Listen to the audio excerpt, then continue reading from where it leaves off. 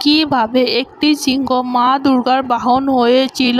একদিন ভগবান শিব মা পার্বতীকে কালো বলেন। এই কথায় মা পার্বতী এত খারাপ লাগে যে তিনি জঙ্গলে চলে যান এবং সেখানে তপস্যায় লীন হয়ে যান।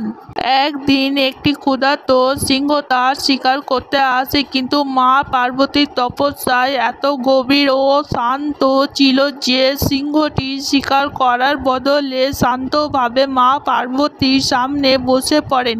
মাসের পর মাস পেরিয়ে যায়, কিন্তু সিংহটি মা পার্বতীর কাছে অভুক্ত অবস্থায় স্থিরভাবে বসে থাকেন। মা পার্বতীর তপস্যায় প্রসন্ন হয়ে ব্রহ্মদেব মা পার্বতীকে তার উজ্জ্বল স্বরূপ প্রদান করে আর তাকে গৌরীর নাম দেন। মা পার্বতী অত্যন্ত তেজস্বী ও সুন্দরী হয়ে যান। যখন তিনি চোখ খোলে তখন তিনি সেই সিংহটিকে নিজের পাশে বসে থাকতে দেখেন, যা দেখে তিনি বুঝতে পারলেন যে এই সিংহটি তার তপস্যার সময় নিরন্তর তাকে রক্ষা করেছিলেন আর নিজের ক্ষুধা তৃষ্ণাকে ভুলে তার ভক্তিতে লীন ছিলেন। এই জন্য মা দুর্গা তাকে বরদান দেন যে তোমার তপস্যা ও ভক্তির জন্য আমি তোমাকে নিজের বাহন বললাম আর তুমি আমার শক্তির রূপের প্রতীক হবে। সবাই বলো জয় মা দুর্গা।